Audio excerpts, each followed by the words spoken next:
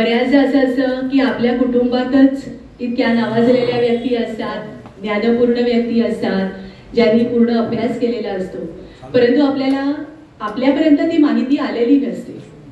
पण राम मंदिर देवस्थाननी हा एक वेगळा आता उपक्रम ठेवला आहे की आपल्या कुटुंबातील, आपल्या परिसरातील जे कोणी या पद्धतीने काम करत असतील तर राम मंदिरामध्ये आपण त्यांना संधी अवश्य दिली पाहिजे.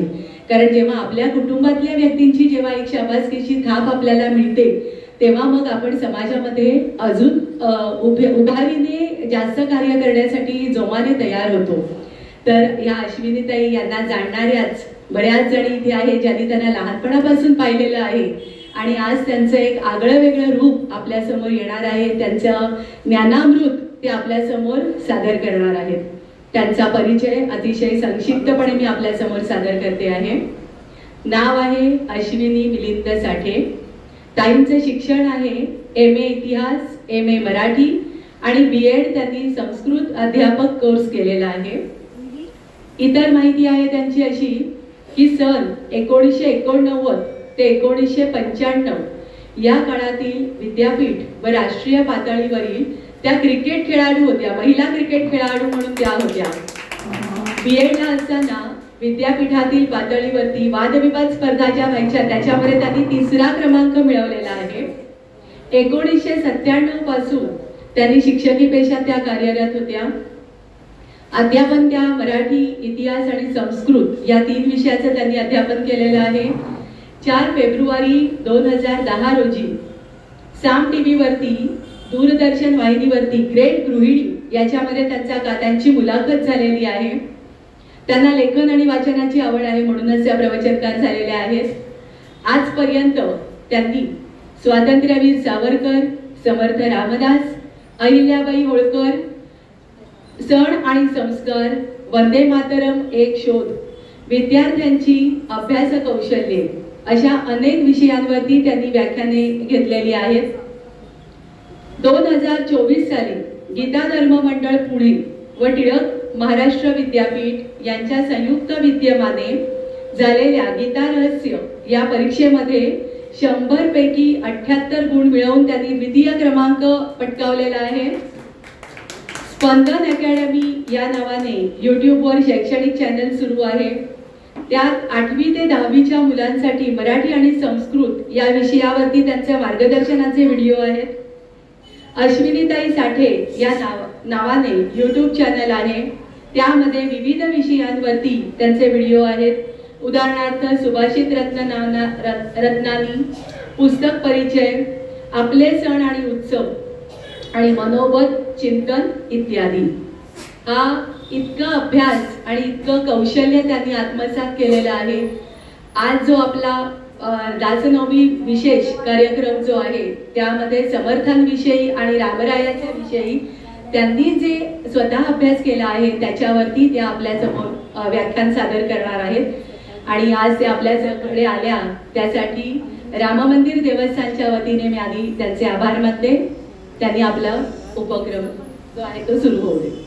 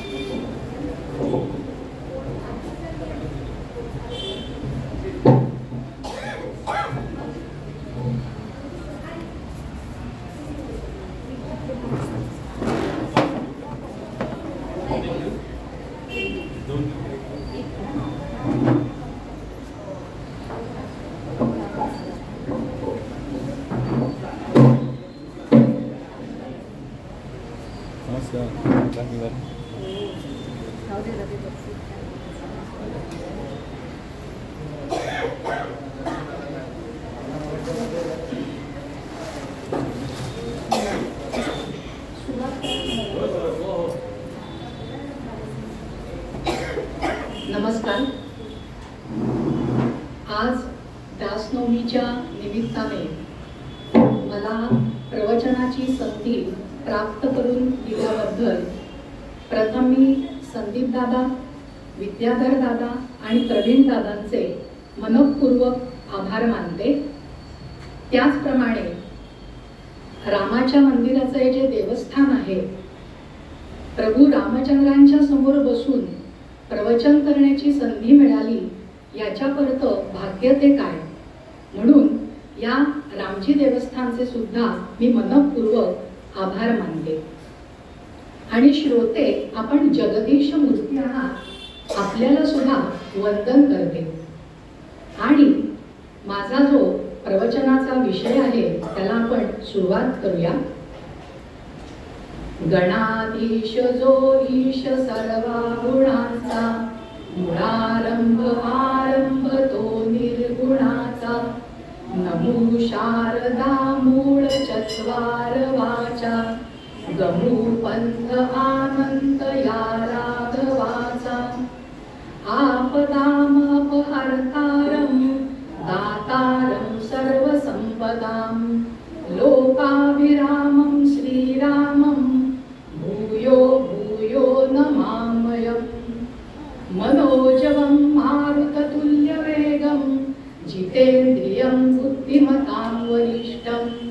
वातात्मजं वानरयूतमुख्यं, श्रीरामदूतं शरणं प्रपद्ये. शुकासारिखे पूर्णवैराग्य जाचे, वसिष्ठा परिज्ञान योगेश्वराचे. कवी वाल्मिका सारिखा मान्य ऐसा, नमस्कार माझा सद्गुरु रामदासा.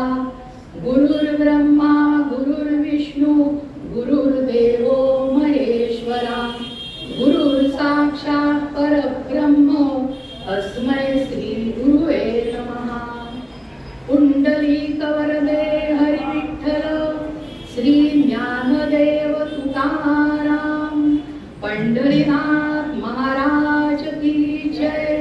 जय जय रघुवीर समर्थ. श्रोता वक्ता श्रीराम समर्थ.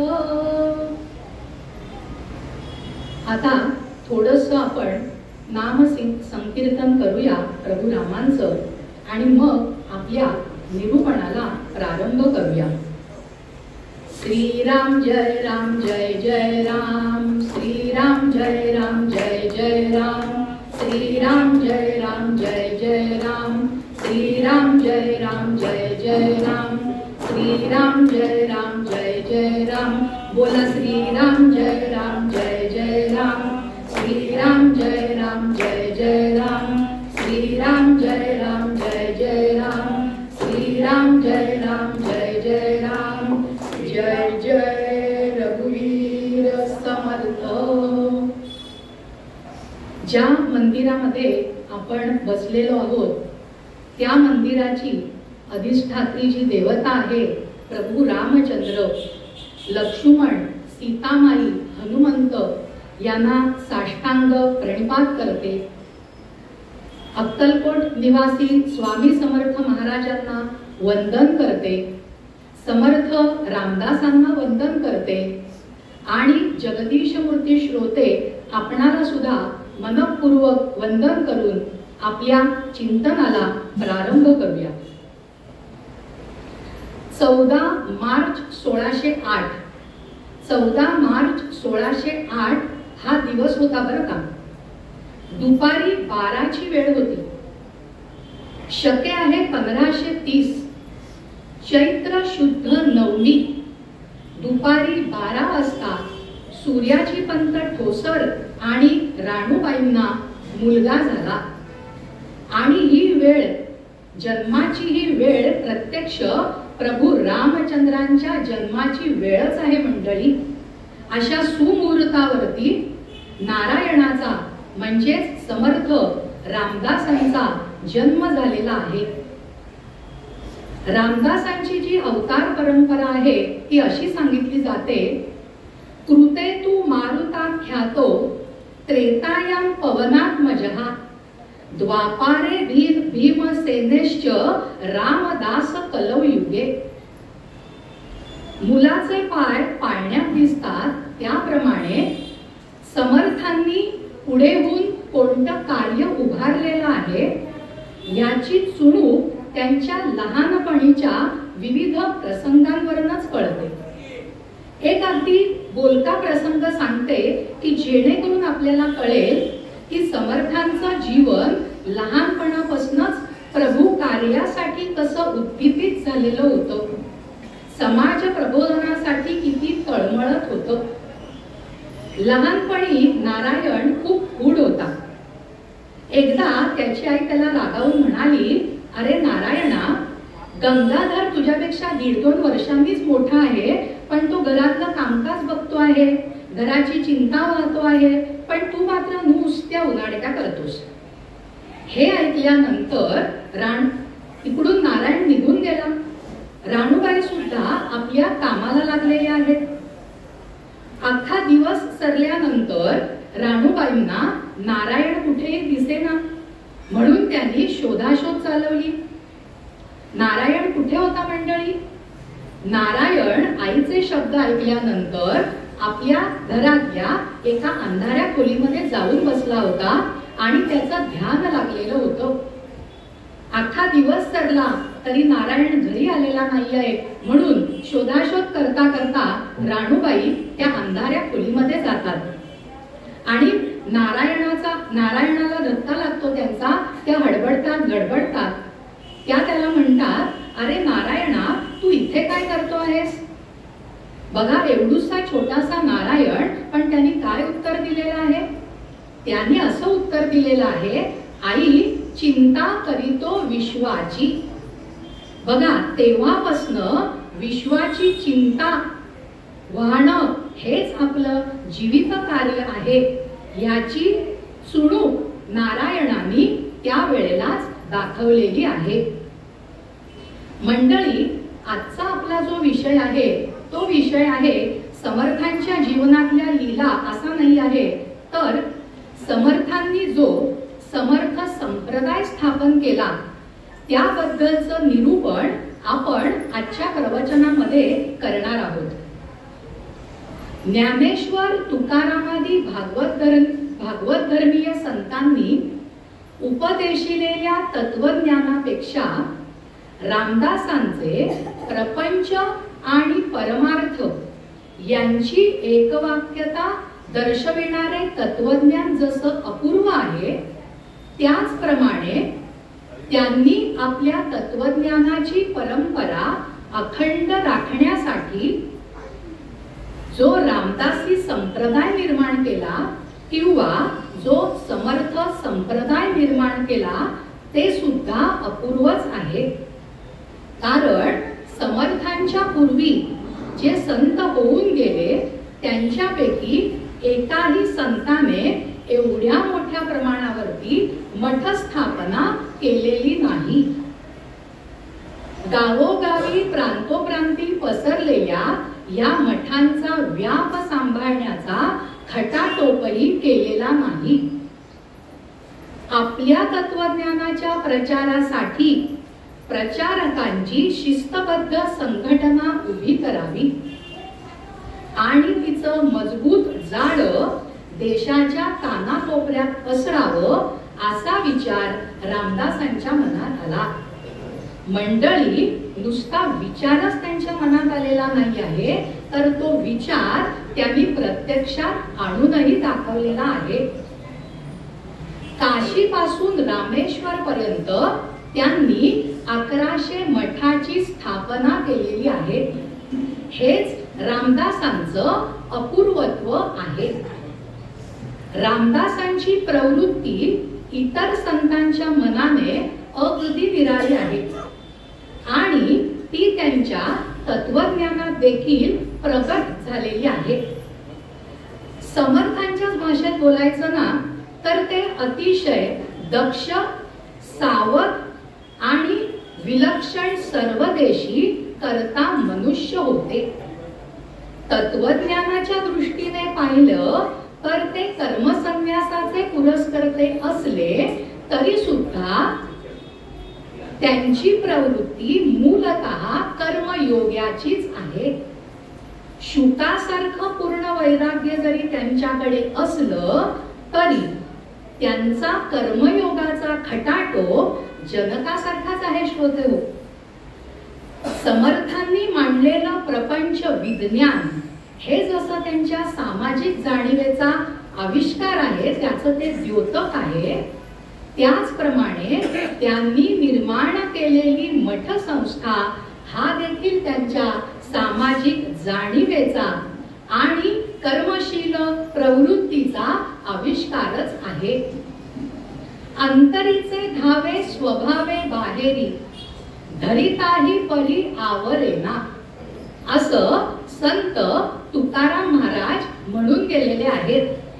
आणि ते अगदी खरं आहे मंडळी.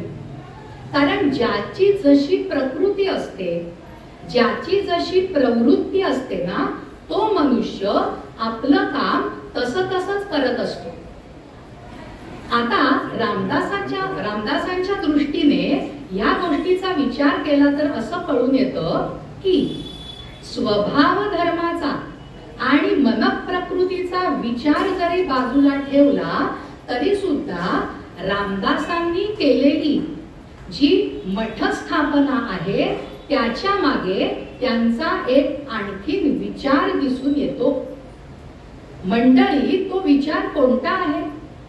तो विचार असा आहे की आपल्या तत्वज्ञानाचा जो प्रचार आहे तो लोकांमध्ये करायचा आणि त्या तत्वज्ञानामध्ये सातत्य राखलं गेलं पाहिजे.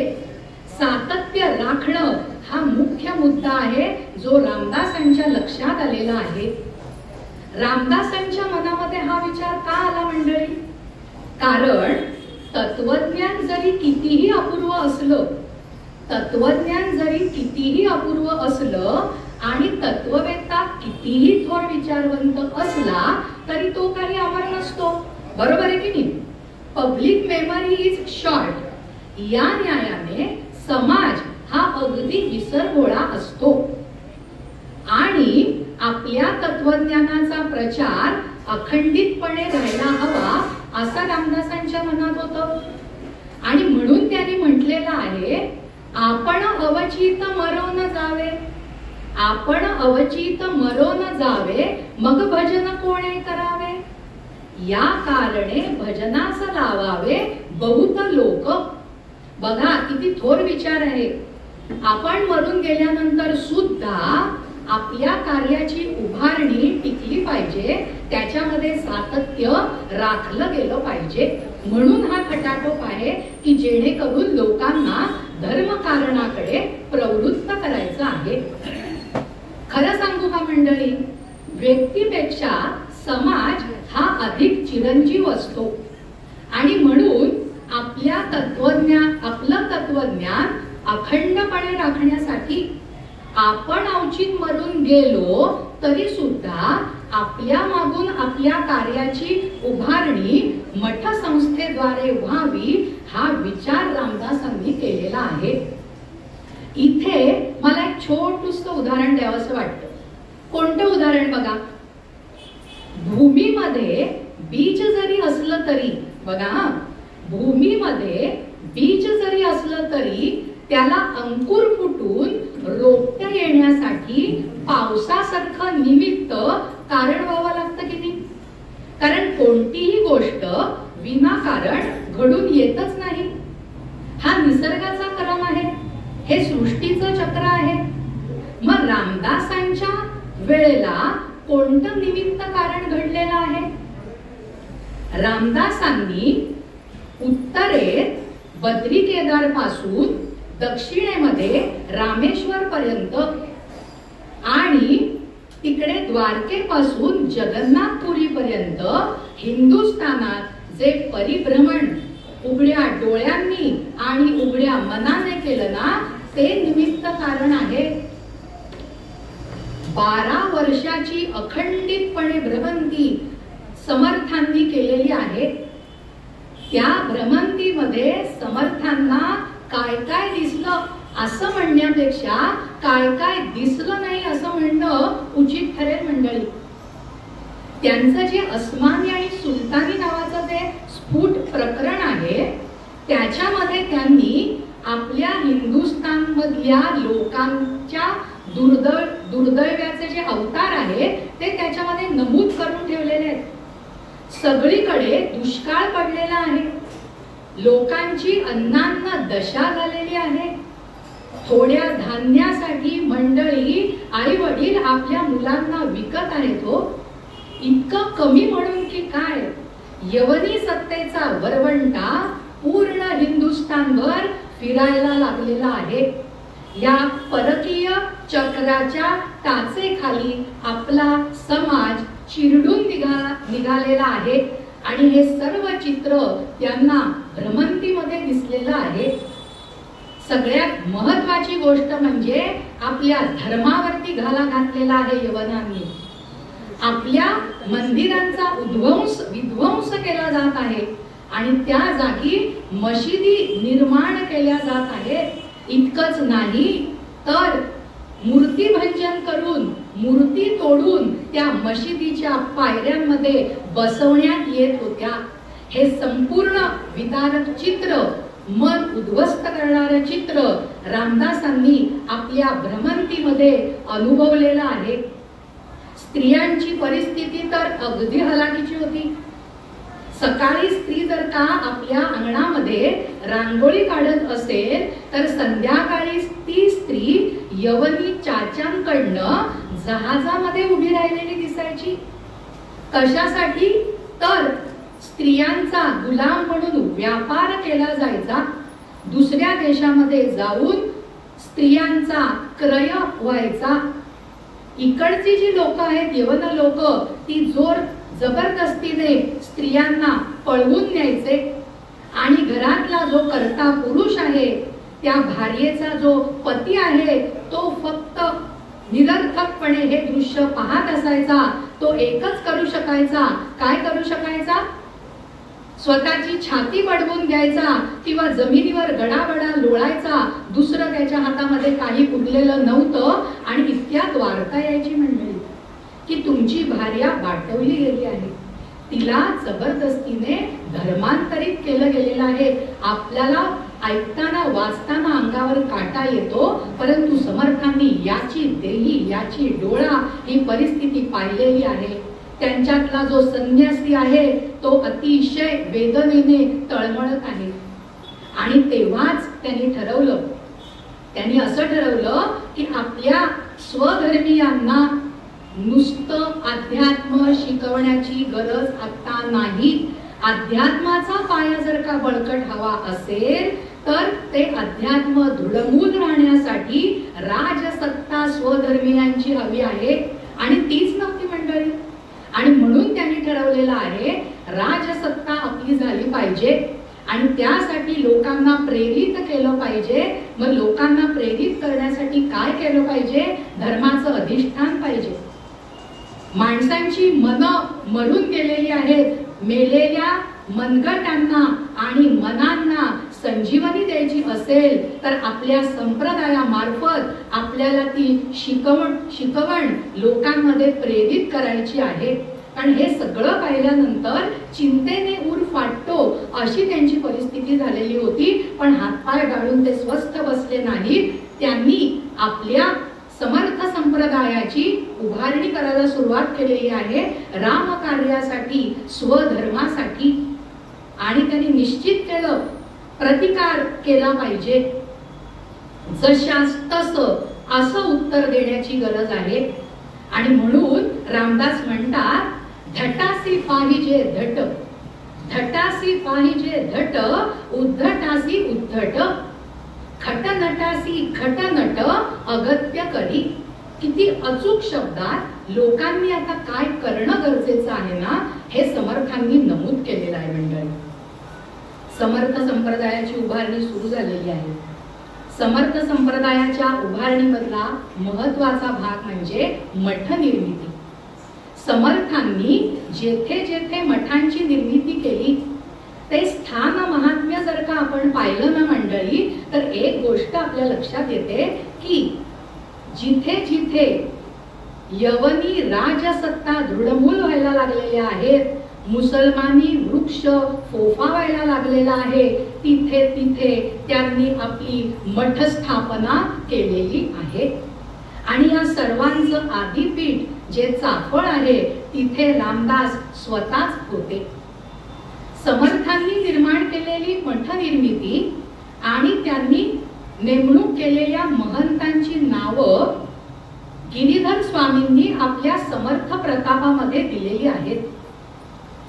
श्रोते हो, आपण जर का ती यादी जरी नुसती डोळ्याखालनं घातली ना तरी सुद्धा रामदास हे किती खोल आणि दूरवर विचार करणारे दुर्लभ कोटीतील योजक संघटक होते हे आपल्या दृष्टपत्तीस येतं. समर्थांच्या मठांची ही श्रेय नामावली भौगोलिक आणि राजकीय दृष्टीने तपासून पाहिली तर हिंदुस्थानचा नकाशा डोळ्यासमोर ठेवून, बघा, हिंदुस्थानचा नकाशा डोळ्यासमोर ठेवून एखाद्या लष्करी सेनापतीने आपल्या ठाण्यांची योजना करावी. त्याप्रमाणे उत्तरेत बद्री केदार काशी पासून ते दक्षिणेत तंजावर रामेश्वर पर्यंत आणि पूर्वेस सोमनाथ द्वारकेपासून पश्चिमेस गंगासागरापर्यंत जिथे जिथे यवनस्तोमे दृढमूल झालेली दिसली तिथे तिथे रामदासांनी आपली मठसंस्था केलेली आहे, महंतांची नेमणूक केलेली आहे. इथे एक मुद्दा मला स्पष्ट करावासा वाटतो. तो मुद्दा असा आहे की समर्थांना मठ निर्माण करण्याची काही हौस आलेली नव्हती. त्यांची रिकामपणाची काही ती करमणूक नव्हती मंडळी. महंत व्हावं आणि आपलं गुणगान सगळीकडे गायलं जावं अशी त्यांना लालसा नाहीये. परिस्थितीने भाग पाडलं म्हणून त्यांनी मठ निर्मितीचा अवाढव्य खटाटोप केलेला आहे. आणि हे मठ म्हणजे, बघा, हे मठ म्हणजे धर्माच्या पांघरुणाखाली लोकांना संघटित करण्याचे, प्रतिकार करण्याचे, दक्ष चतुर सावध त्यांना साक्षेपी बनवण्याची ती विद्यापीठ आहेत. किती दूरदृष्टी आहे बघा समर्थांजवळ. समर्थांनी प्रत्येक मठामधनं मुमुक्षूंना हर तऱ्हेचं ज्ञान दिलेलं आहे.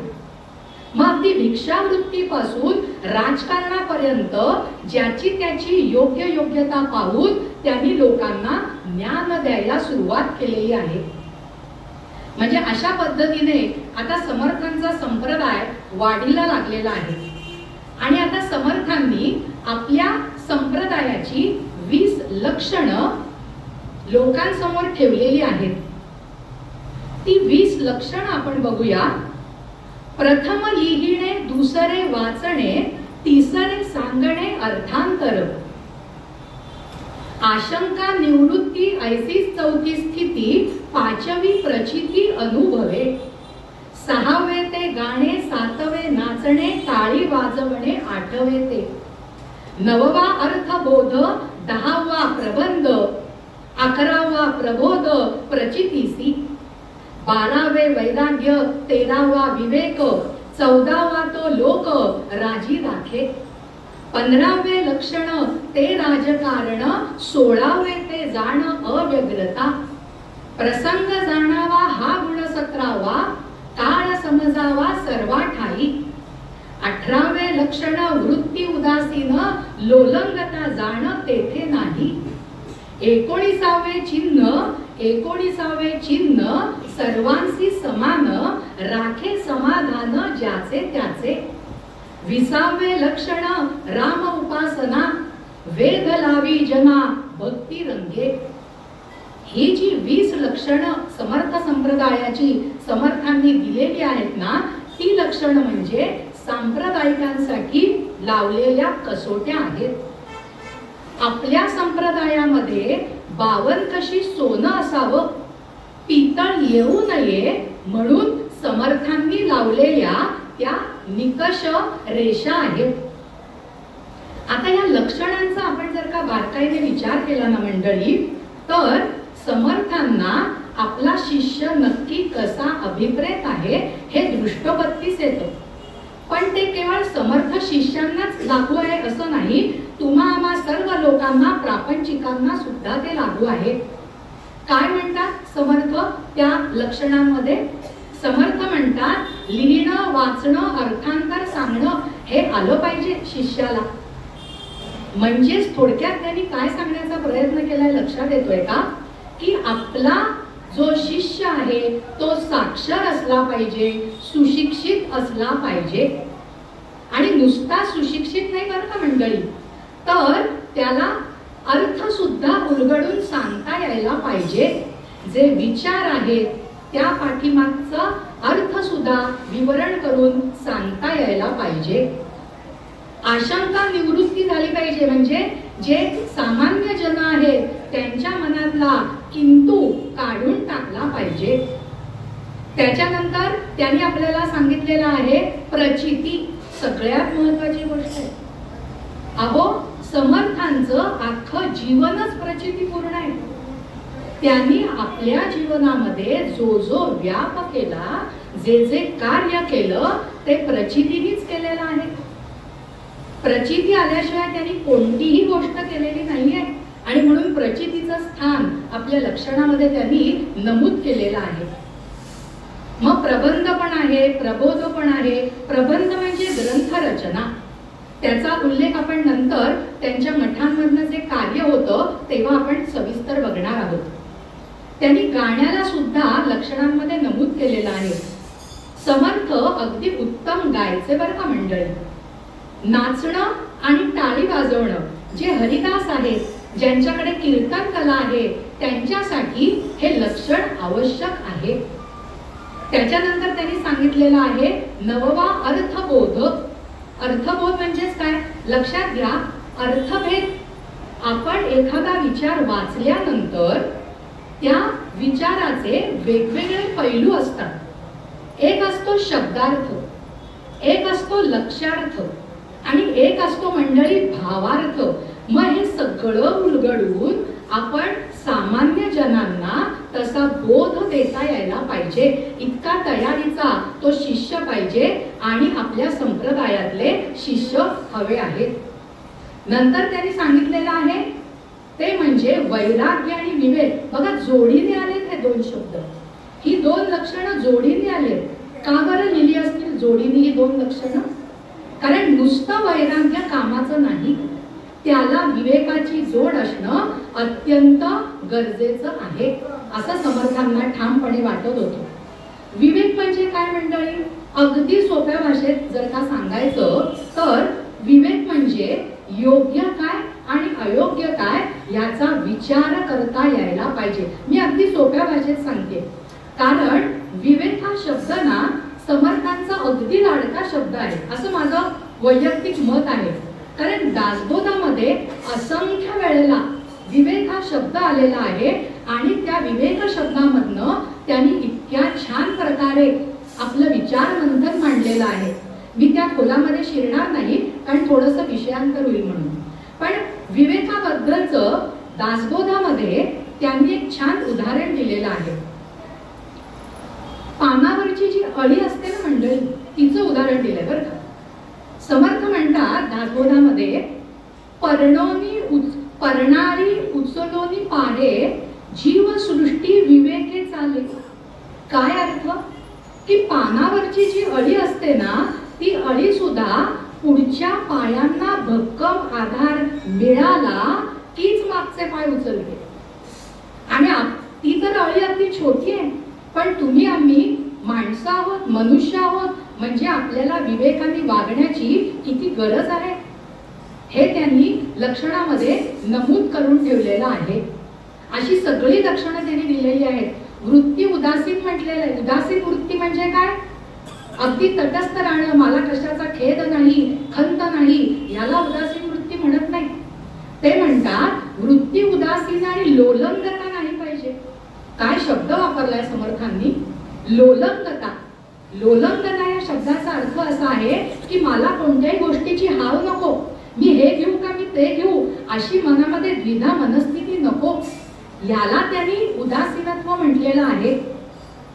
त्याच्यानंतर त्यांनी सांगितलेलं आहे समाधान राखायचंय सगळ्यांचं आणि सगळ्यात शेवटी पण अगदी महत्वाचं म्हणजे राम उपासना करायला सांगितलेली आहे. राम उपासना हा समर्थांच्या जीवनामधलाच मंडळी परमोच्च बिंदू नाही का? कारण समर्थांच्या मनामनात राम बसलेला आहे. समर्थांच्या रोमरंध्रात रामनामाचा गजर चालू आहे. त्याच्यामुळे राम उपासना त्यांनी लोकांना सांगितलेली आहे आणि ते लक्षण आपल्या संप्रदायामध्ये त्यांनी नमूद करून ठेवलेलं आहे. आता समर्थ संप्रदाय सुरू झालेला आहे. समर्थांनी 1100 मठ स्थापन केलेले आहेत आणि त्या मठांचा योगक्षेम भिक्षेवर चालायचा मंडळी. भिक्षेबद्दल समर्थांचे दंड अगदी कडक आहेत.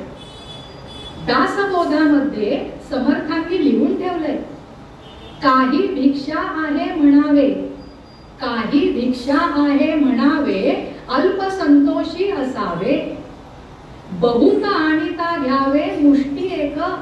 किती अचूक शब्दरचना आहे बघा. आपण भिक्षा मागायला गेलो आणि जर का भरपूर धान्य मिळालं तर घेऊ नका, मुठभर धान्यच घ्या असं त्यांनी सांगितलेलं आहे. किती बारकाव्यानिशी त्यांनी आपल्या शिष्यांना संबोध केलेला आहे बघा. फार भिक्षा घेण्यास शिष्यांना प्रतिबंध होता. भिक्षा मागताना कोणाला त्रास द्यायचा नाही अशी शिष्यांना आज्ञा होती. वार लावून जेवण्यास आणि नित्य पंक्तीस जाण्यास मनाई होती. वार लावून जेवण म्हणजे काय मंडळी? पूर्वीच्या काळी विद्यार्थी जर का गरीब घरातला असेल तर तो 7 वेगवेगळ्या घरी जायचा आणि प्रत्येक वारी त्या गृहस्था घरी जाऊन तो भोजन करायचा. त्याला म्हणायचं वार लावणं. पण आपल्या जर का शिष्यांनी असे वार लावून भिक्षा मागायला जेवायला सुरुवात केली तर 7 घरांच्या पलीकडे आपला शिष्य जाणारच नाही. आपल्या संप्रदायाचा मूलभूत हेतूच हा होता की समाज संघटन करा, लोकांना धर्म करण्यासाठी जागृत करा आणि दुसरी गोष्ट म्हणजे त्या शिष्याच्या जीवनात सुद्धा शैथिल्य येईल. बरोबर आहे. त्याच्यामुळे वार लावून जेवायला मनाई केलेली होती. नित्यावळीमध्ये सुद्धा जायला मनाई होती. नित्यावळी म्हणजे काय? पूर्वीच्या काळी काय किंवा आत्ताच्या काळी काय, जे श्रीमंत लोक आहेत ते कारण परत्वे जेवणाच्या पंक्ती म्हणजे घालतात, उठवतात, त्या पंक्तीत जाऊन जेवायचं. याला समर्थांनी मनाई केलेली होती. कारण ती नित्यावळ सुद्धा काय होतं, फक्त पोट भरण्याचं साधन होतं आणि तसं समर्थांना अपेक्षित नाहीये. त्याच्यामुळे त्यांनी शिष्यांना सांगितलेलं आहे नित्यावळीत जायचं नाही. 1 दिवसाच्या भिक्षेची बेगणी करण्याची शिष्यांना आज्ञा होती. धान्य साठवून ठेवण्याची परवानगी नाही. एका ठिकाणी राहून भिक्षा मागून सुखाने कालक्रमणा करण्याची आज्ञा शिष्यांना नाही. समर्थ म्हणतात, नित्य नूतन हिंडावे, उदंड देशाटन करावे, या कारणे भिक्षा मागता बरवे श्लाघ्यवाणे. श्लाघ्यवाणे म्हणजे तेच स्तुतीला लायक आहे. नित्य नूतन हिंडा, भ्रमण करा, म्हणजेच तुम्हाला संप्रदाय वाढवता येणार आहे. अखंड भिक्षेचा अभ्यास, तयास वाटेना परदेश, जिकडे तिकडे स्वदेश लोकत्रयी. आणि पुढे समर्थ म्हणतात, म्हणून भिक्षा मागता किरको नये. काय शब्द आहे बघा. भिक्षा मागता किरको नये, भिक्षा मागता लाजो नये, भिक्षा मागता भागो नये, परिभ्रमण करावे. म्हणजे तुम्ही नाईलाजाने भिक्षा मागायला जाऊ नका. तुम्हाला त्याची लाज वाटता कामा नये. कारण भिक्षा हे समाज संघटनेचं साधन आहे, हा हेतू लक्षात ठेवा. आणि हेच त्यांनी आपल्याला सांगितलेलं आहे. भिक्षेने ओळखी होऊन मंडळ्या समुदाय करून समाजाला हरिकथा निरूपणाकडे म्हणजेच धर्मकारणाकडे आणि राजकारणाकडे प्रवृत्त करावे असा रामदासांचा उद्देश होता. आणि त्याकरताच त्यांनी आपल्या शिष्यांना भिक्षेची दीक्षा दिलेली आहे.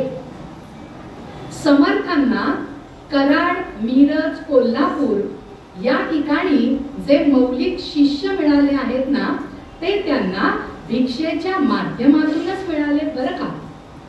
भिक्षा पद्धती ही आपल्या देशात प्राचीन काळापासून आहे. खुद्द भगवान दत्तात्रय भिक्षेवर निर्वाह करतात. सारे नवनाथ भिक्षेवर गुजराण करणारे आहेत. भिक्षा म्हणजे समर्थांचा जो संप्रदाय आहे, त्या संप्रदायामध्ये भिक्षा पद्धती ही अतिशय महत्वाची बाब त्यांनी दिलेली आहे. आणि भिक्षा पद्धत रामदासांनी शोधून काढली नसली तरी भिक्षा पद्धतीला त्यांनी व्यापक आणि राष्ट्रीय स्वरूप प्राप्त करून दिलेलं आहे. समर्थांची झोळी ही केवळ आध्यात्मिक नव्हती मंडळी, तर ती राष्ट्रीय स्वरूपाची होती. भिक्षा मागणे म्हणजे पैसे मिळवण्याचे साधन किंवा 2 वेळचं पोट भरण्याचं साधन असं नाही आहे. भिक्षेच्या पाठीमागे काय आहे? गहन तत्वज्ञान आहे.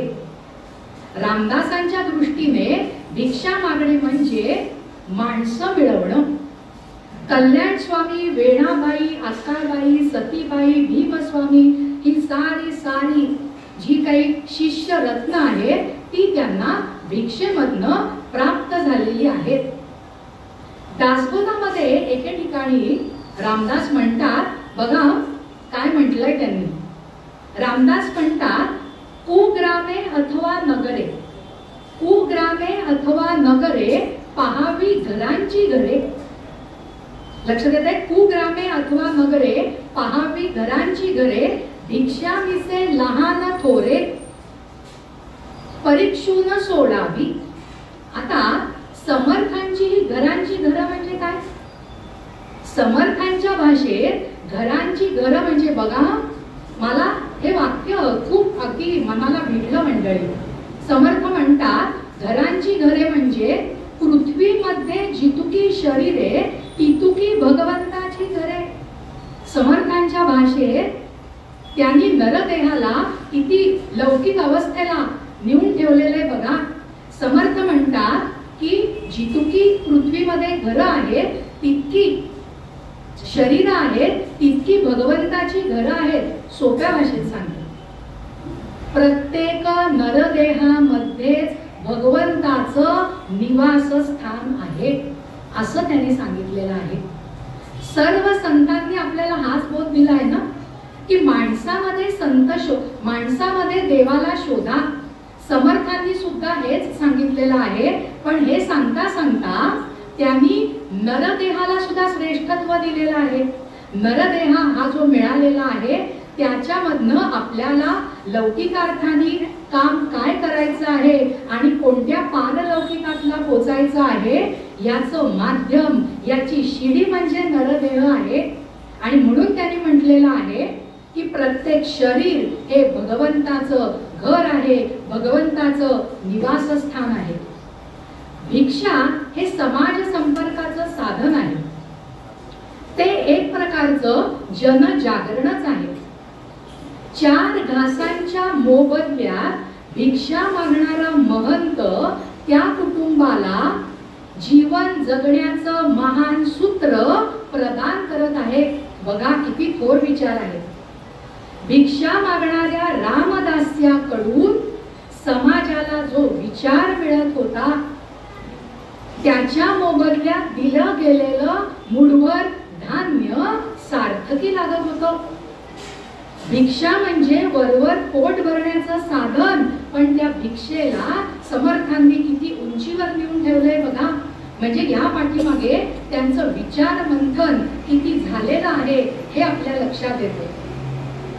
भिक्षा मागण्याचं सुद्धा शास्त्र होतं मंडळी. समर्थ संप्रदायामध्ये भिक्षा मागण्याचं सुद्धा एक शास्त्र आहे.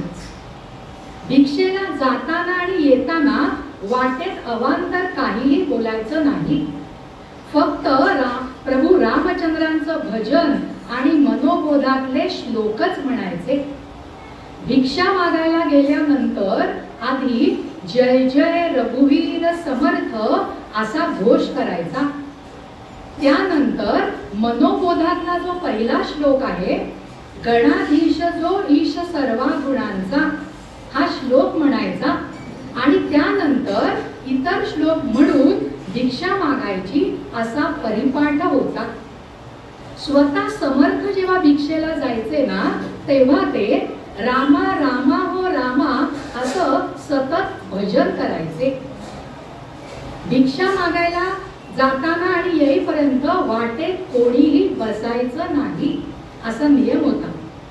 वाटेत जर का इतरेजण कोणी भेटलं तर अगदी मोजक्या शब्दात त्यांच्याशी बोलायचं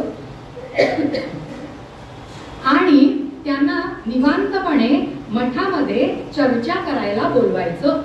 पण भिक्षा मागताना अवांतर बोलायची परवानगी नव्हती. भिक्षा ही पोट भरण्याचं साधन नसून भिक्षा ही दीक्षा होती. या दीक्षेला पंचवस्त्र होती. कोणती पंचवस्त्र होती ती? मेखळा, त्याच्यानंतर शिरोवस्त्र, त्याच्यानंतर झोळी, कमरेस बांधायचं राम नामांकित आणि भगवत निशाण.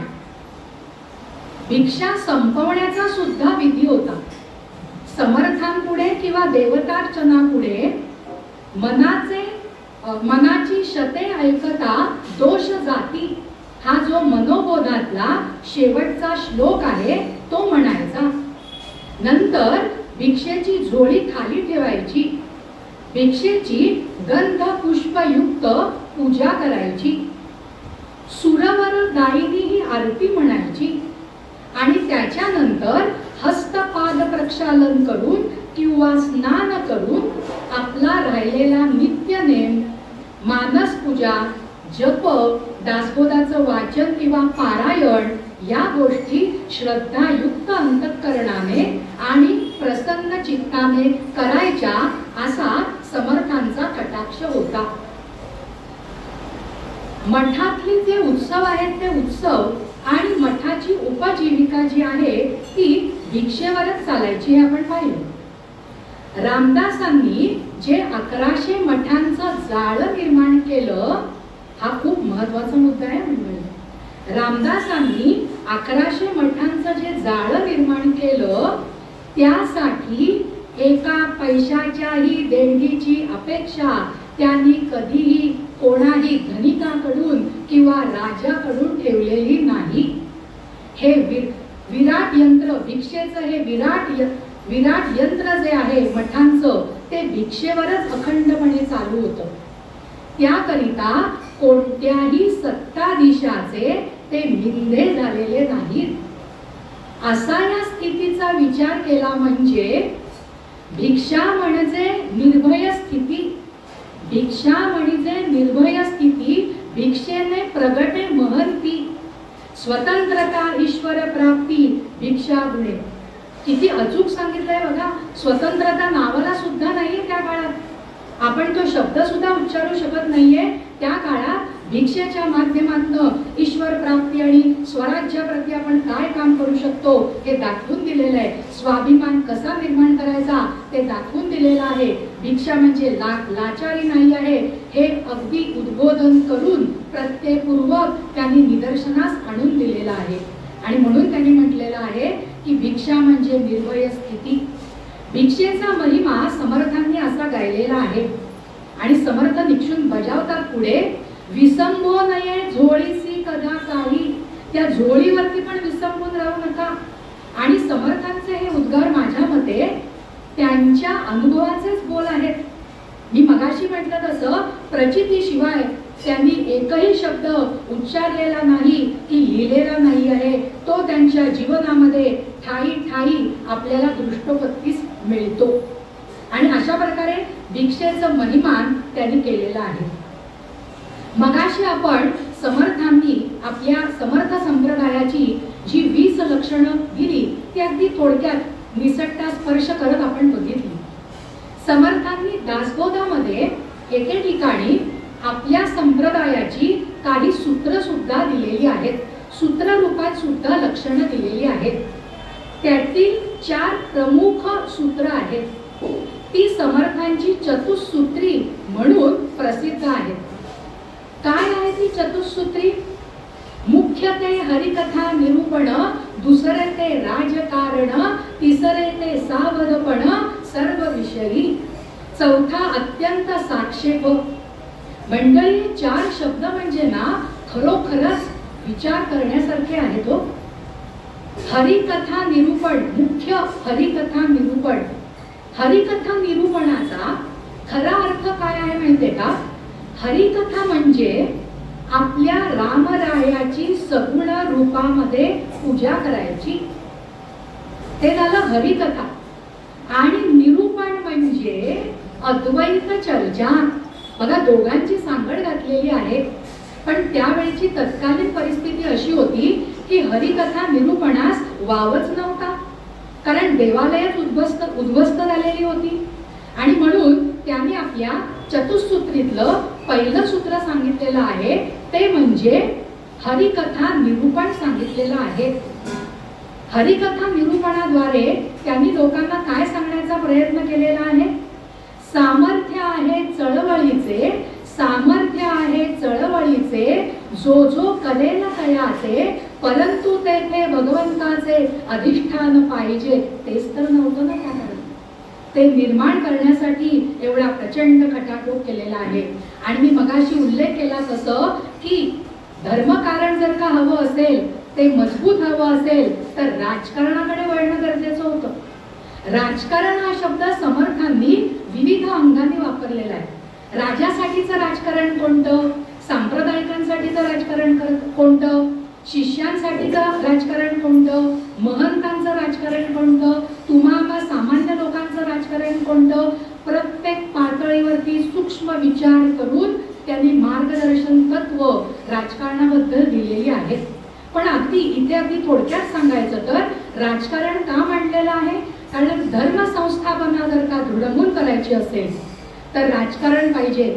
थोडक्यात सांगते, स्वराज्य प्राप्ती निर्माण करण्यासाठी राजकारण केलं पाहिजे. आणि ते सुद्धा उदंड म्हटले बरं का त्यांनी, बहुत राजकारण करावं, उदंड राजकारण करावं असं त्यांनी म्हटलेलं आहे.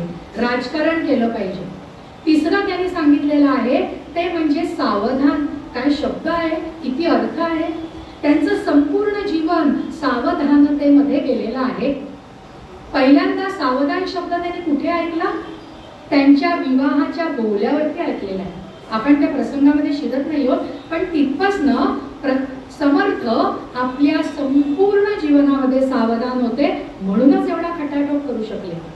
पण त्यावेळची तत्कालीन सामान्य लोक काय, किंवा दुर्दैवाने असं म्हणावं लागतं, आत्ताच्या काळातली सामान्य लोक काय सावध आहेत का? त्यावेळची लोक सावध नव्हती, म्हणूनच तर परकीय आले. आपण आपल्यामध्येच मशगूल राहिलो. आजूबाजूला समाज व्यवस्थेमध्ये काय घडतं आहे याचं आपण काही भानच राखलेलं नाहीये, राखलेलं नव्हतं. त्याच्यामुळे शक आले, ऊन आले, यवन आले, म्लेच्छ आले, डच आले, पोर्तुगीज आले, सगळे आले हो. आणि सगळं लुटून नेत आहे. तरी कोणाचा पायपोस कोणाच नाही. पण ही परिस्थिती आपल्या समर्थांनी बदललेली आहे. हे त्यांचं थोरपण आहे, हे त्यांचं द्रष्टेपण आहे. म्हणून ते म्हणतात सावधपण. आणि सगळ्यात शेवटी त्यांनी सांगितलंय साक्षेप. साक्षेप म्हणजे काय मंडळी? साक्षेप म्हणजे प्रयत्न.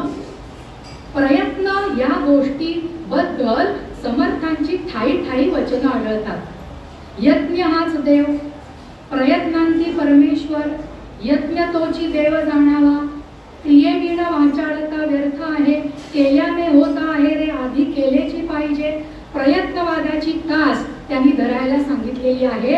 मग आता 1 मिनिट अंतर्मुख होऊन जर का आपण विचार केला आणि ह्या 4 गोष्टींचा, 4 सूत्रांचा आपण धांडोळा घेतला तर लक्षात येतं राजकारण, सावधपण आणि साक्षेप या गोष्टी हरिकथा निरूपण भक्कम व्हावं म्हणूनच त्यांनी योजलेल्या आहेत.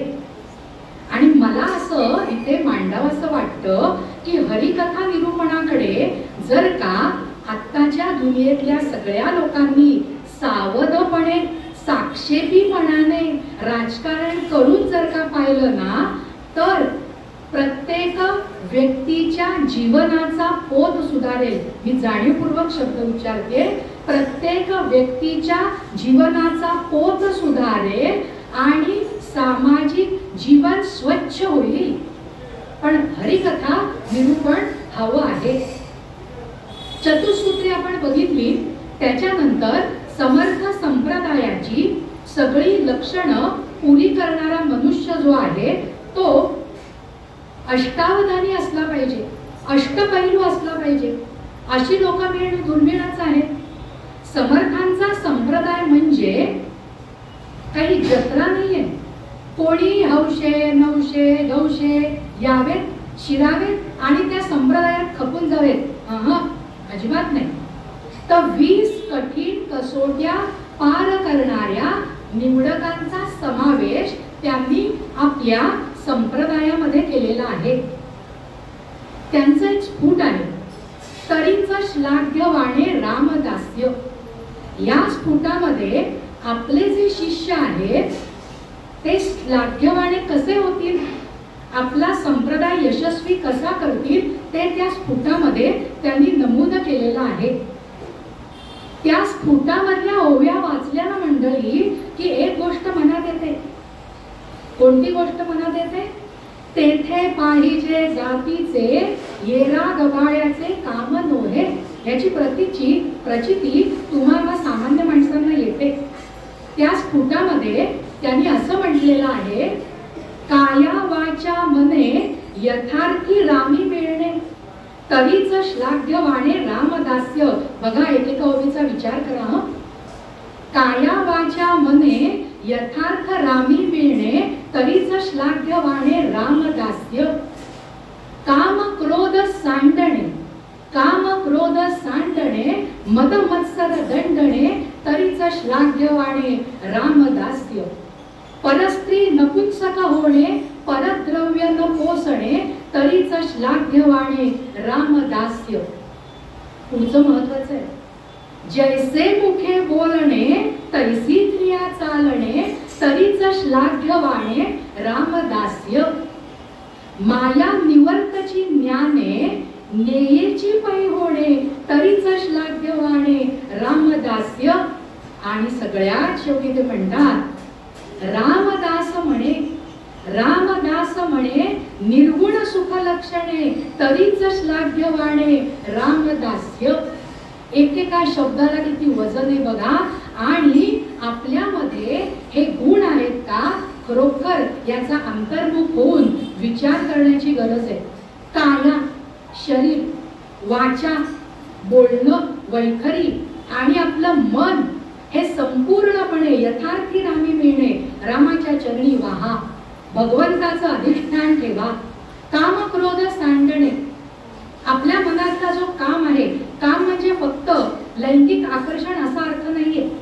काम याचा अर्थ आपल्या मनामध्ये ज्या ज्या इच्छा निर्माण होतात त्याला काम म्हटलं जातं. अगदी एक छोटंसं उदाहरण देते. भूक लागणं हा शरीराचा धर्म आहे. भूक लागल्यानंतर आपण खातो. पण मला अमुकच गोष्ट खायला हवी असं मनात आलं तो काम. बघा, लक्षात येत आहे. क्रोध म्हणजे काय? तो तर आपल्या ठाई ठाई अंतरीच वसतोय. पण समर्थांनी सांगितलंय त्याला सांडा. कारण क्रोधामुळे अख्खं आयुष्य उद्ध्वस्त होतं. क्रोधामुळे समाजाचं अभिसरण बिघडून जातं. सामाजिक जे काही ज्याला आपण म्हणतो एकोपा आहे तो बिनसतो. आणि त्यांनी कामक्रोध सांडायला सांगितलंय. बघा, जी गोष्ट सांडली जाते ती परत उचलता येत नाही. म्हणून तो सांडून द्या, सोडू नका, सांडूनच द्या. त्याच्यानंतर त्यांनी सांगितलंय मदमत्सर दंडणे. दंड करा, त्या मदमस्तला ठोकून काढा. मद म्हणजे काय? काठा, उन्मत्तपणा, उर्मटपणा. मी जसं आहे त्याच्यापेक्षा मी अधिक काहीतरी आहे असं भासवून आपण जेव्हा वागायला लागतो त्याला म्हणायचं मद. आणि मग अशा वेळेला मद काठा निर्माण झालेला जो मनुष्य आहे तो विकारांनी आंधळा होतो, म्हणून त्याला ठोका. मत्सर म्हणजे काय? मला ती वस्तू हवी होती, सोप्या भाषेत सांगते मी, मला ती वस्तू हवी होती पण मला ती मिळाली नाही आणि दुसऱ्याला मिळाली, माझ्या मनात काय आला? मत्सर. त्याला दंडा, त्याला ठोकून काढा. नंतर त्यांनी सांगितलेलं आहे परस्त्री नपुंसक होणे.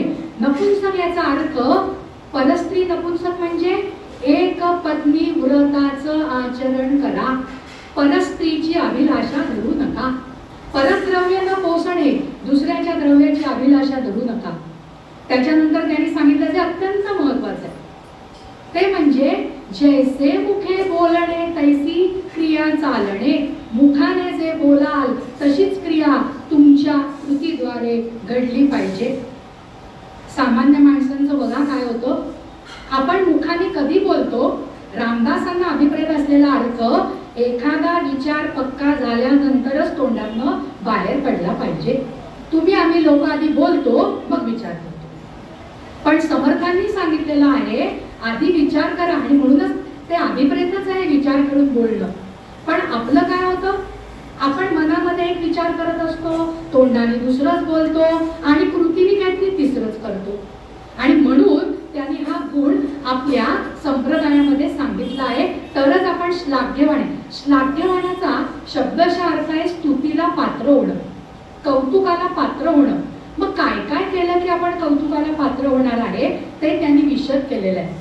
नंतर माया निवर्ताची ज्ञाने, हे थोडंसं आध्यात्मिक दिशेने आहे पण मी अगदी निसटता सांगण्याचा प्रयत्न करते. संपूर्ण जग ही माया आहे, ती ओळखता यायला पाहिजे. मायेचा पडदा दूर सारला, ज्ञानाने तो पडदा दूर सारायचा आहे. ज्ञान म्हणजे मी भरपूर ग्रंथ अभ्यास केले वगैरे ते ज्ञान नाही. उपनिषदात सोप्य सांगितलंय, ज्ञान म्हणजे परब्रह्म गवसणं. परब्रह्म म्हणजे आत्मज्ञान गवसणं. तुम्हा आम्हाच्या सोप्या भाषेत कोहम सोहम, मी कोण आहे, मीच म्हणजे ब्रह्म आहे हे जाणून घेणं. आणि म्हणून त्यांनी म्हटलेलं आहे की रामदास म्हणे निर्गुण सुख लक्षणे. आता मला सांगा, जर का या स्फुटामधलं सगळं जर का संप्रदायातल्या शिष्यांकडे असेल तर त्याचं जीवन स्फटिकासारखं निर्मळ असणारच आहे. ते तुम्हा आम्हाचं पण व्हावं म्हणून समर्थांनी हा खटाटो दासबोधामध्ये स्फुट ओव्यांमध्ये हे स्फुट लिहून केलेला आहे. आता थोडंसं बोलायचं आहे महंतांबद्दल. महंताला राजकारण आवश्यक होतं, परंतु ते गुप्त असलं पाहिजे आणि लोकांना छळण्याकरता असता कामा नये असं त्यांनी सांगितलेलं आहे. राजकारण बहुत करावे असं त्यांनी नमूदच केलेलं आहे. त्याच्यानंतर महंत कसा असावा, त्याला लोकांताची गरज आहे परंतु त्याला एकांत पण पाहिजे. महंतांनी काय केलं पाहिजे, महंतांनी माणसात मिसळलं पाहिजे, माणसं जोडली पाहिजे, माणसं टिकवली पाहिजे. पण हे सगळं करताना महत्वाचा गुण पाहिजे, तो म्हणजे सहनशीलता.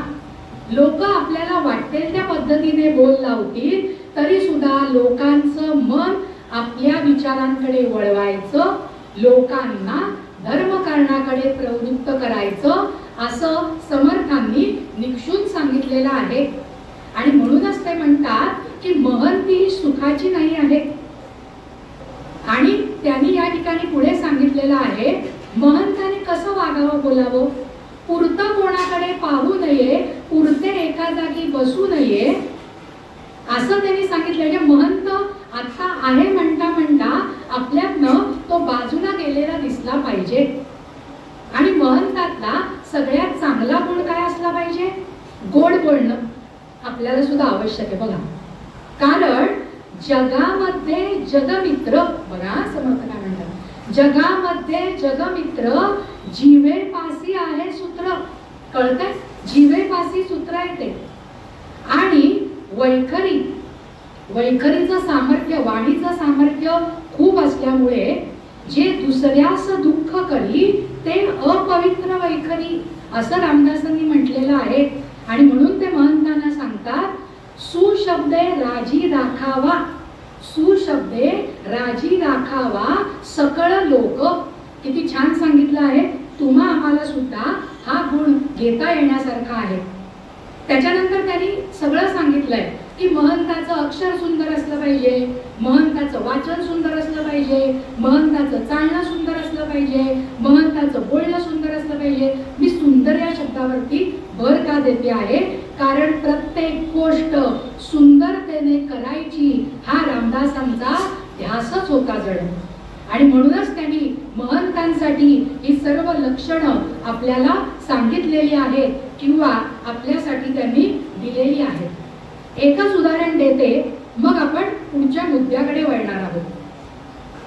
नावेमध्ये पाणी असतं. नाव पाण्यामध्ये असते बरं का. नाव म्हणजे जहाज. पाण्यामध्ये नाव असते, पण नावेत पाणी असतं का म्हणजे?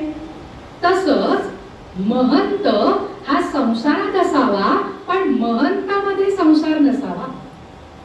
पाण्यावर तरंगणाऱ्या तराफ्याप्रमाणे महंत लोकात तरावा, बुडता कामा नये. हे सगळं महंतांसाठी आवश्यक आहे असं त्यांनी सांगितलेलं आहे. त्याच्यानंतर सगळ्यात महत्वाचं म्हणजे जे महंत आहेत, मठपती आहेत, ते मठपती झाल्यानंतर महाराष्ट्रातले जे मठपती आहेत त्यांना 3 वर्षातून एकदा, आणि महाराष्ट्राबाहेरचे जे मठपती आहेत त्यांना 11 वर्षातून एकदा राम जन्मोत्सवाच्या वेळेस चाफळला येऊन रामदासांना भेटण्याची त्यांच्यासाठी तो नियम लावलेला होता. आणि वेळोवेळी आपल्या कार्याचा अहवाल त्यांना रामदासांना पाठवावा लागायचा. आता सगळ्यात महत्वाच्या एका मुद्द्याकडे येते. आता 1-2च मुद्दे आपले राहिलेले आहेत. खरं तर खूप काही बोलण्यासारखं आहे, परंतु आपल्याकडे वेळेची मर्यादा आहे. मठांमधनं जे भव्य दिव्य काम चालायचं ना 2 गोष्टींचं, त्याच्याबद्दलचा उल्लेख करायचा आहे. त्याच्याशिवाय या समर्थ संप्रदायाची जी शिकवण आहे ती आपण संपू शकणार नाही.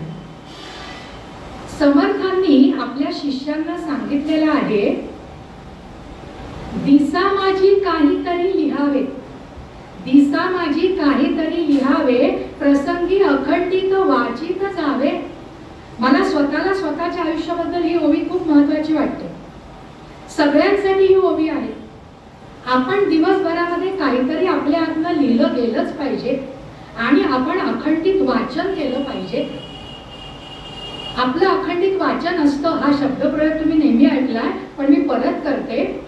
आपण व्हॉट्सअप विद्यापीठातनं आलेलं सगळं वाचतो, परंतु त्याच्या मूळ गाभ्यापर्यंत जाऊन वाचन नाही करत.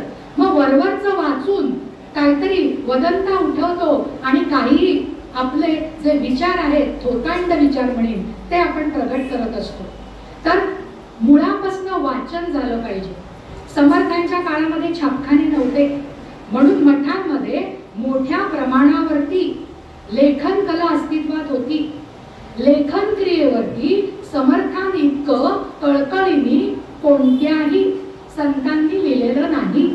लेखन क्रियेवरती समर्थांनी अख्ख्या दासबोधामध्ये अख्खा एक समासच लिहून काढलेला आहे. लेखन प्रक्रिया अतिशय अखंडपणे चालू असायची. कल्याण स्वामींचे जे शिष्य आहेत शिवराम स्वामी, त्यांनी 11 वेळा दासबोधाच्या प्रती लिहून काढल्या. आपण एकदा तरी वाचू शकू का बघा.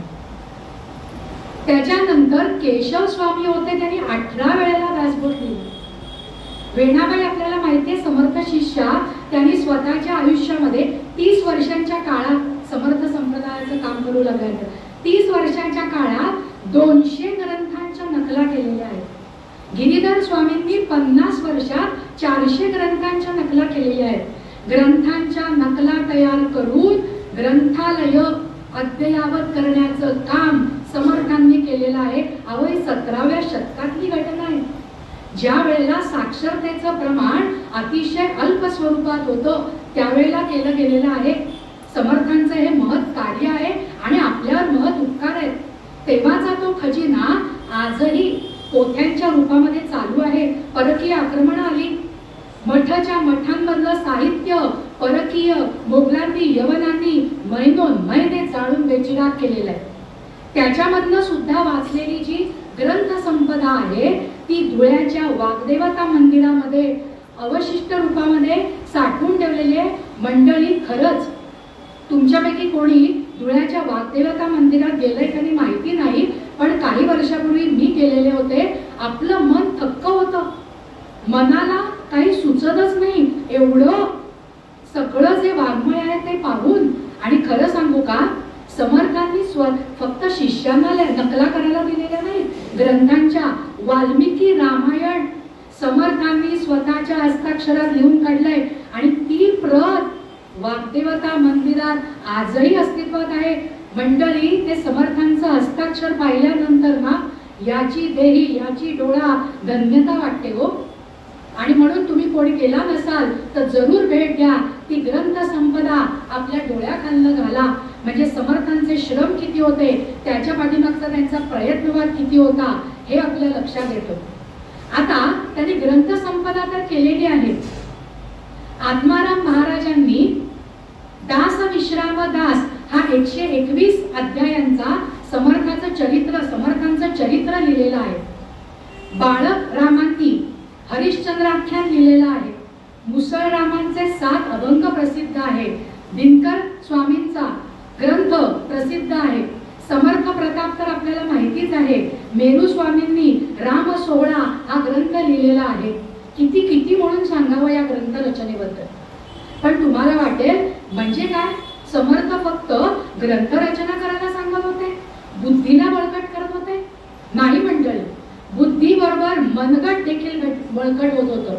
शरीर संपदा सुद्धा त्यांनी आपल्या सांप्रदायिकांना वाढवायला सांगितलेली होती. त्यांच्या मठामठांमधनं त्यांनी निर्माण केलेल्या हनुमान मंदिरांमधनं जोर, बैठका, सूर्य नमस्कार असे व्यायाम प्रकार अव्याहत चालायचे. सगळ्यांकडे मोठी मोठी शरीर संपदा आहे. आणि त्यांचे जे शिष्य आहेत ते शिष्य सुद्धा सगळे कसे आहेत, दीर्घायुष्य आहेत बरं का. कल्याण स्वामींना 80 वर्षाचं आयुष्य लाभलं. उद्धव स्वामींनी 83व्या वर्षी समाधी घेतलेली आहे. जे भीमस्वामी होते ना ते 99 वर्ष जगलेले आहेत. 99 वर्षांचं आयुष्य त्यांना लाभलेलं आहे. दिनकर गोसावी आहेत, त्यांना 80 वर्षांचं आयुष्य लाभलेलं आहे.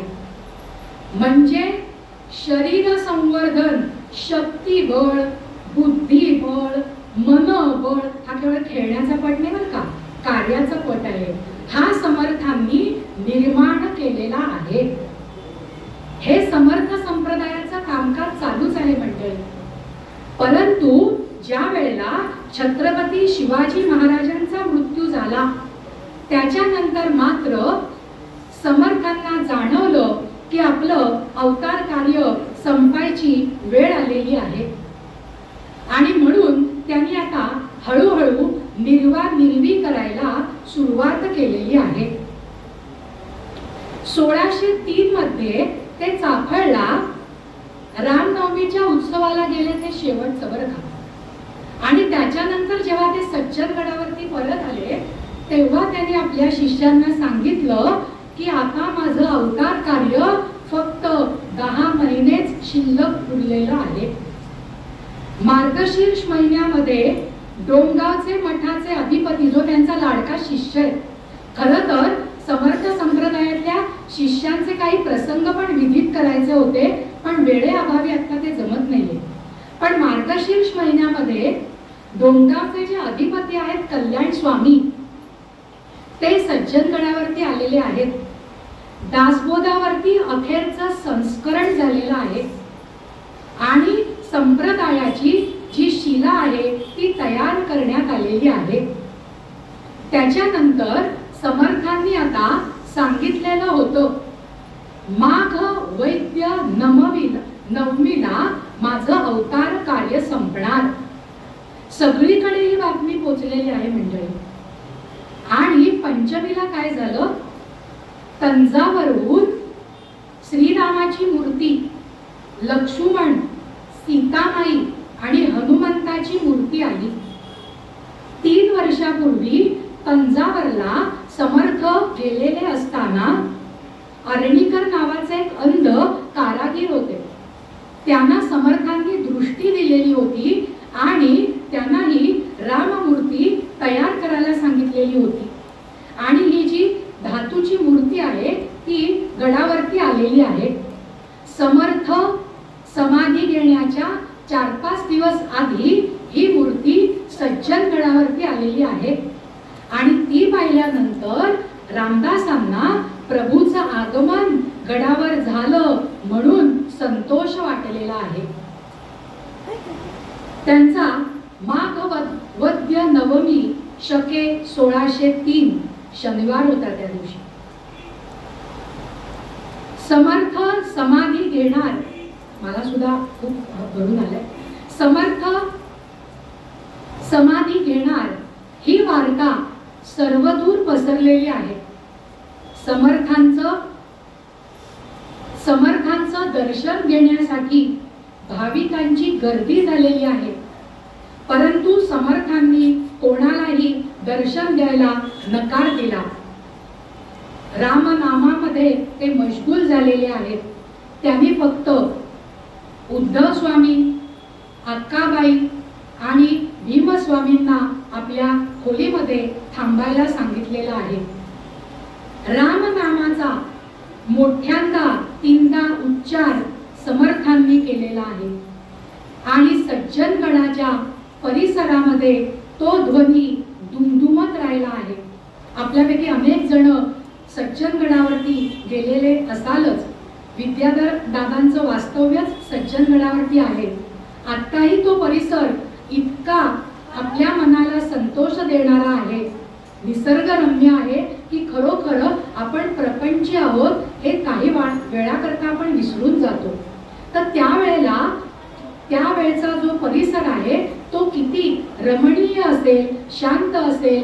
अशा शांत वातावरणामध्ये समर्थांचा राम उच्चाराचा ध्वनी दुमदुमला आहे आणि समर्थांच्या शरीरातून प्राणज्योत निघालेली आहे आणि तंजावरहून जी मूर्ती आणलेली आहे त्यांच्यामध्ये त्यांचे प्राण समाविष्ट झालेले आहेत. साधारण दुपारी 12:30 वाजता समर्थांनी देह ठेवलेला आहे. समर्थांचं अवतार कार्य संपलेलं आहे. जय जय रघुवीर समर्थ सद्गुरु समर्थ स्वामी महाराज की जय. महारुद्र हनुमान की जय. श्रेष्ठ गंगाधर स्वामी महाराज की जय. जय जय रघुवीर समर्थ. श्रीराम.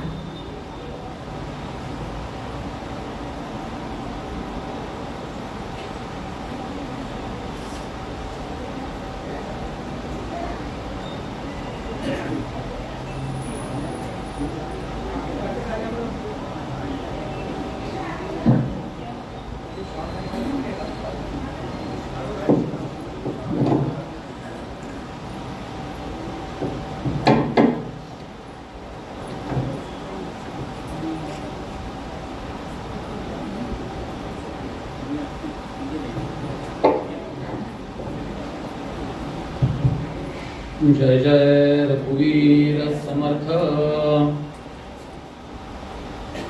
मला कल्पना आहे की आपल्या सगळ्यांना कशाची प्रतीक्षा आहे ते, पण इतकं सुंदर समर्थ दासबोधामध्ये एका ठिकाणी म्हणतात की मनाच्या तोडून बोढी आवडी बैसावे, श्रवणी बैसावे आवडी, सावधपणे घडीने घडी काळ सार्थक करावा. हा काळ सार्थक म्हणजे काय ते आता याच्या प्रवचनातनं अभ्यासातनं आपल्याला दिसून आलं. संपूच नये किंवा हे ज्ञान सतत, ज्ञान गंगा जी आहे ती सतत चालू राहावी असं आपल्याला वाटत होतं. पण काळ जो आहे तो आपल्याला कुठेतरी थांबावं लागतं. त्याप्रमाणे त्या थांबल्या आणि योग्य वेळी थांबल्या. समर्थांनी देह जरी ह्या इहदेहातनं जरी गमन केलेलं असलं तरी त्यांच्या विचारातनं ते आहेत. कुठलाही संत जो असतो तो देहाने आपल्यामध्ये बरोबर कधीच नसतो. जसं देव हा वासावरती असतो. आपण नैवेद्य दाखवतो म्हणजे काय तो नैवेद्य खात नाही, बरोबर आहे ना. असं प्रत्येक संत हा त्यांच्या विचारांवरती असतो आणि ते विचार आपल्याला प्रगल्भ करत असतात. आपण त्याचा जर अभ्यास केला, जीवनाचं तत्वज्ञान म्हणजे काय, तत्वज्ञान इतकं अवघड आहे का? पाहायला गेलं तर अवघड आहे, पण पाहायला गेलं तर अगदी सोपंही आहे. फक्त आपण त्यात उतरलं पाहिजे. ते ह्या आजच्या प्रवचनातनं त्यांनी आपल्या समोर मांडलं. अतिशय उत्तमपणे समर्थ संप्रदाय, समर्थांच्या नावाने सुरू झालेला संप्रदाय म्हणून येतो. त्याचं नाव जे आहे ते स्वरूप संप्रदाय असं आहे. उपसंहारामध्ये स्वरूप संप्रदाय, अयोध्या मठ, जानकी देवी श्री रघुनाथ दैवत आणि मारुती उपासना नेमस्त, वाढविला परमार्थ रामदासी हा उल्लेख आहे. हा उल्लेख म्हणजे स्वरूप संप्रदाय हे समर्थांच्या नावाने ओळखला जातो.